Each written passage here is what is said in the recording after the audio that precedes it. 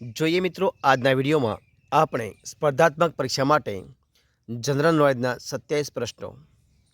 તો વિડીયો પૂરેપૂરો જોજો. પ્રશ્ન એક તમારી સમક્ષ. દુનિયાનું સૌથી નાનું પતંગિયું જેનું નામ છે ડ્વાર્ક બ્લ્યુ. શું નામ છે? ડ્વાર્ક બ્લ્યુ. અને તે ક્યાં જોવા મળે છે? તો જોવા મળે છે આફ્રિકામાં. ક્યાં જોવા મળે છે? આફ્રિકામાં. પ્રશ્ન બીજો, કયું ઝાડ પાંદડા નીકળે તે પહેલાં ફળ આપે છે? તો મિત્રો એ છે અંજીર. કયું છે? અંજીર. બીજો, જંગલોની બાબતમાં સંશોધન કરતી સંસ્થા ફોરેસ્ટ રિસર્ચ ઇન્સ્ટિટ્યૂટ કઈ જગ્યાએ આવેલી છે? તો આવેલી છે દહેરાદૂનમાં. ક્યાં આવી છે? દહેરાદૂન.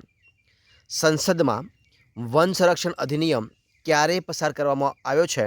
તો ઈસવીસન 1980માં. રોગો, જંતુઓ, ઠંડી, ગરમી અને દુષ્કાળનો સામનો કરવા માટે વનસ્પતિને શું જરૂરી છે? તો મિત્રો એમને જરૂર છે પોટાશ. શું જરૂર છે? પોટાશ. ભારતમાં આયાત કરવામાં આવતી જર્સી ગાય, કઈ ગાય? જર્સી ગાય મૂળ કયા દેશની ઓલાદ છે? તો એ છે ઇંગ્લેન્ડ. ક્યાંની છે? ઇંગ્લેન્ડ. જોઈએ આગળ પ્રશ્નો કે એનડીડીબીનું વડું મથક ક્યાં આવેલું છે? તો મિત્રો આવેલું છે આણંદમાં. ક્યાં આવ્યું છે? આણંદની અંદર. ગુજરાતમાં મોટા કદના સૌથી વધુ ખેતરો કયા જિલ્લામાં આવેલા છે? તો રાજકોટ જિલ્લામાં આવે છે. કયા જિલ્લામાં? રાજકોટ જિલ્લામાં. વનસ્પતિ સૃષ્ટિ ટકાવી રાખવા માટે કઈ રાસાયણિક પ્રક્રિયા જરૂરી છે? તો પ્રકાશ સંશ્લેષણની ક્રિયા. કઈ ક્રિયા? પ્રકાશ સંશ્લેષણની ક્રિયા જરૂરી છે. ઇકોલોજી શબ્દ કયા વૈજ્ઞાનિકે આપ્યો છે? કયો શબ્દ? ઇકોલોજી શબ્દ કયા વૈજ્ઞાનિકે આપ્યો છે? તો અર્નસ્ટ હેકલે. કોને? અર્નસ્ટ હેકલે. સામાન્ય રીતે કયા વાયુને પ્રદૂષણ ગણવામાં આવતો નથી? તો કાર્બન ડાયોક્સાઇડ. ઘરના કચરામાં મુખ્યત્વે શું હોય છે? તો જૈવિક રીતે સડો પામી, ઘરનો જે કચરો હોય એમાં શું હોય છે? તો જૈવિક રીતે સડો પામી મુક્ત થતો પ્રદૂષક કચરો. MABનો અર્થ શું થાય છે? કનો? MABનો અર્થ શું થાય? તો મેન એન્ડ બાયોસ્ફિયર્સ પ્રોગ્રામ. કયો? મેન એન્ડ બાયોસ્ફિયર્સ પ્રોગ્રામ એનો અર્થ થાય છે. જોઈએ આગળ. પૃથ્વી પર શેના પર? પૃથ્વી પર જંગલો દ્વારા ઘેરાયેલો જમીન વિસ્તાર કેટલો છે? તો 30% છે. કેટલો છે? 30%. સેન્ટર ફોર એન્વાયરમેન્ટ એજ્યુકેશન એટલે કે CEE સંસ્થા ક્યાં આવેલી છે? તો આવેલી છે મિત્રો અમદાવાદમાં. ક્યાં આવેલી છે? અમદાવાદમાં. જંગલમાં સફાઈ કામદાર તરીકે કયું પ્રાણી ઓળખાય છે? તો એ ઓળખાય છે ઝરખ. કયું ઓળખાય છે? ઝરખ.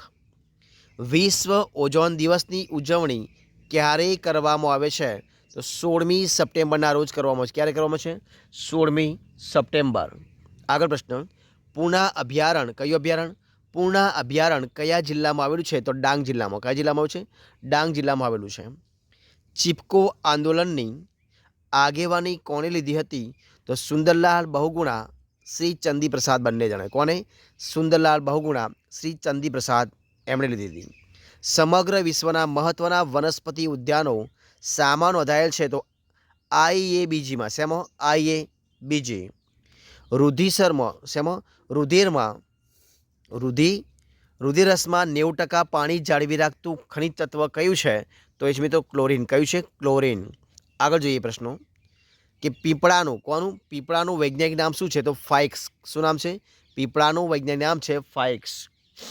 ભૂસ્તર વિજ્ઞાન અનુસાર પૃથ્વી કેટલા સ્તરોની બનેલી છે? તો 4 સ્તરોની. કેટલા સ્તરો બને છે? 4 સ્તરોની. ભારતના કયા રાજ્યોમાં અવારનવાર વાદળો ફાટવાની ઘટના બને છે? તો ઉત્તરાખંડની અંદર. કઈ જગ્યાએ? ઉત્તરાખંડમાં. કયું આવરણ સૌથી મોટું નિવસન તંત્ર ધરાવે છે? તો જૈવ આવરણ. કયું આવરણ? જૈવ આવરણ. ભારતમાં સૌથી વધારે વન્યજીવ અભયારણ્યો ક્યાં આવેલા છે? તો મિત્રો આવેલા છે આંદોમાન નિકોબાર ટાપુ સમૂહ પર. ક્યાં આગળ? આંદોમાન નિકોબાર ટાપુ સમૂહ પર.